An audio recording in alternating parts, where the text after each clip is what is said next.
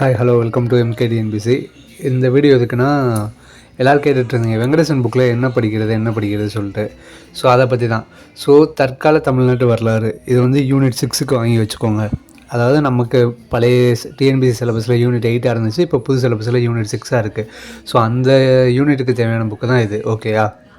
ஐஎன்எம்க்கு வந்து இந்திய விடுதலை போராட்ட வரலாறுன்னு ஒன்று இருக்கும். ஓகேயா? அது ஃபுல்லாக இந்தியாவில் நடந்த போராட்டங்கள் பற்றி இருக்கும். இந்தியாவில் என்னென்ன போராட்டங்கள் நடந்துச்சு, அது தமிழ்நாட்டில் நடந்தது இருக்கும். ஓகேயா? அதில் அப்படி இருக்கும். இதில் வந்து ஃபுல் அண்ட் ஃபுல் தமிழ்நாட்டை பற்றி இருக்கும். ஓகேயா? இதில் என்னென்ன படிக்கணும்னா, ஃபஸ்ட்டு இது ஃபுல்லாக வந்து இன்ட்ரோடக்ஷன் கொடுத்துருப்பாங்க. தமிழ்நாட்டில் இருந்த அந்த மன்னர்கள், நாயக்கர் சேதுபதி மன்னர்கள், இந்த மாதிரி இதாக இன்ட்ரோடக்ஷன் கொடுத்துருப்பாங்க. ஓகேயா? ஸோ அதுக்கடுத்து தமிழ்நாட்டில் வந்து ஐரோப்பியர்கள் வருவாங்க. தமிழ்நாட்டில் அவங்க ஆதிக்க போட்டி இருக்கும். பிரிட்டிஷ்க்கும் ஃப்ரெஞ்சுக்கும் சண்டையாக இருக்கும். இந்த மாதிரி கதைலாம் இங்கே இருக்கும். அதுக்கடுத்து போர்லாம் நடந்திருக்கும். மைசூர் போர், இந்த மாதிரி போர்லாம் நடந்திருக்கும். ஹைதராபாத் நிஜாம், ஆற்காடு நவாப், இந்த மாதிரி இதெல்லாம் படிப்போம். இந்த கட்டபொம்மன் பாளையக்காரர்கள்லாம் படிக்கும்போது ஆற்காடு நவாப் இருப்பார், அவரோட தம்பி முகமது அலி இருப்பார்.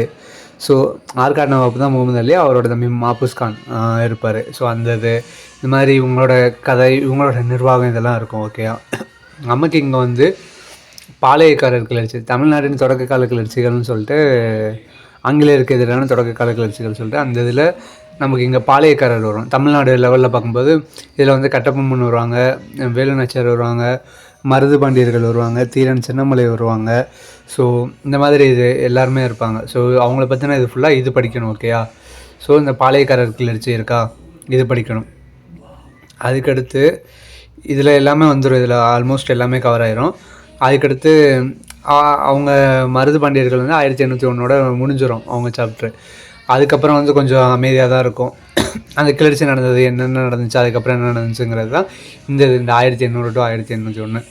அதுக்கப்புறம் வந்து வேலூர் கிளர்ச்சி, இதுவும் நமக்கு வந்து சிலபஸில் கவர் ஆகும். ஓகேயா? இதுவும் ரொம்ப முக்கியமான டாப்பிக்கு. வேலூர் கிளர்ச்சி. ஓகேயா? வேலூர் கிளர்ச்சி நம்ம படித்து தான் ஆகணும். அதுக்கப்புறம் வேலூர் கிளர்ச்சி முடித்ததுக்கப்புறம் இது ஃபுல்லாக கம்பெனியோட அந்த கிறிஸ்தவ பரப்பு குழுக்கள், கல்வி சீர்திருத்தம், ஒவ்வொரு சீர்திருத்தமாக நடத்தியிருப்பாங்க. அதுக்கடுத்து சமுதாய சீர்திருத்த இயக்கங்கள், இதுவும் படிக்கணும். நமக்கு வந்து சமூக சீர்திருத்த இயக்கங்கள் சிலபஸில் வரும். நம்ம வந்து பிரம்ம சமாஜம், பிரார்த்தனை சமாஜம் இதெல்லாம் படிச்சிருப்போம். இது வந்து நீங்கள் வந்து இந்திய விடுதலை போராட்ட வரலாறு அந்த இதில் படிப்பீங்க. இதுலேயும் தமிழ்நாட்டு லெவலில் இருந்தது இந்த இது எல்லாமே கொடுத்துருப்பாங்க. இந்த கோவில் நுழைவு போராட்டம், இந்த மாதிரி இது எல்லாமே இருக்கும். அதுக்கடுத்து வள்ளலார் பற்றி கொடுத்துருப்பாங்க.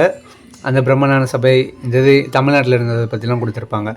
அதுக்கடுத்து இது ரொம்ப முக்கியமானது, இந்திய விடுதலை போராட்டத்தில் தமிழ்நாட்டின் பங்கு. இதுதான் இங்கே இருக்கிறதுலே முக்கியம்.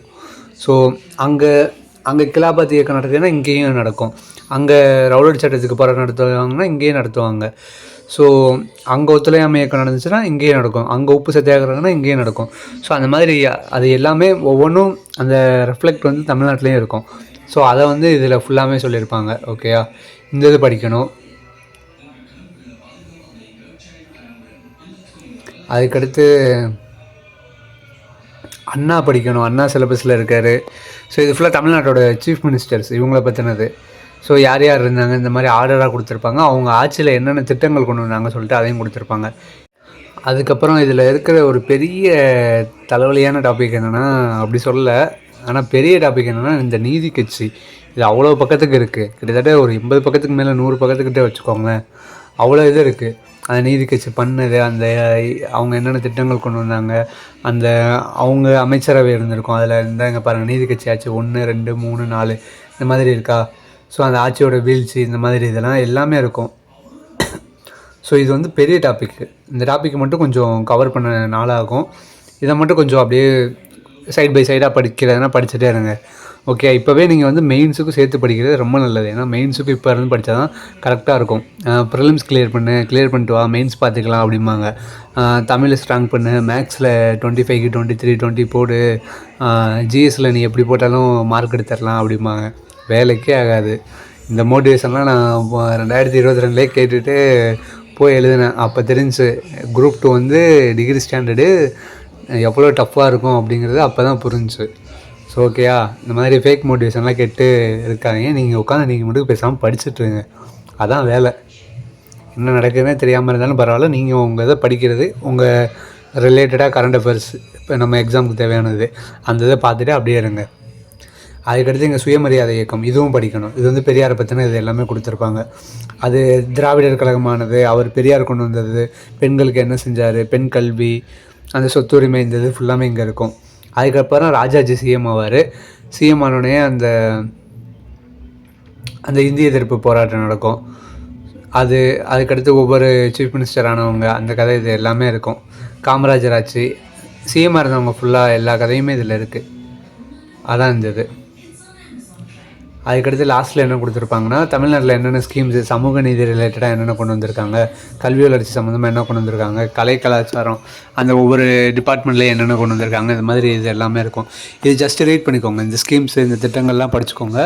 அந்த நீதி கட்சி படிக்கணும், அந்த அண்ணா படிக்கணும், பெரியார் படிக்கணும், அதுக்கடுத்து அந்த பாளையக்காரர் படிக்கணும். இது எல்லாமே கவர் ஆகுது நமக்கு. ஓகேயா?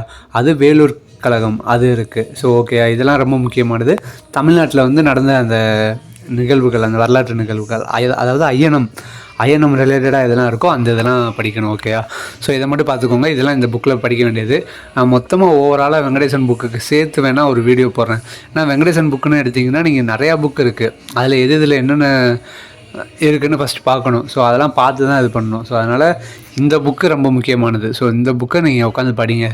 ஸ்கூல் புக்கை ஃபஸ்ட்டு படிச்சுட்டு அதுக்கப்புறம் இந்த புக்கு படிங்க. அதான் ஒரே வழி. ஓகேயா? ஸோ நல்லா படிங்க. மெயின்ஸுக்கும் சேர்த்தே படிங்க. நோட்ஸ் எடுத்துக்கோங்க. ஏன்னா வேக்கன்சி கம்மிங்கிறாங்க, பட் காம்படிஷன் டஃப்பாக தான் இருக்கும். ஸோ அதுக்கேற்றாப்புல புரிஞ்சு படிங்க. ஓகேயா? புரிஞ்சு படிச்சுக்கோங்க. புரிஞ்சு படிங்க. அதான் ரொம்ப ரொம்ப முக்கியம்.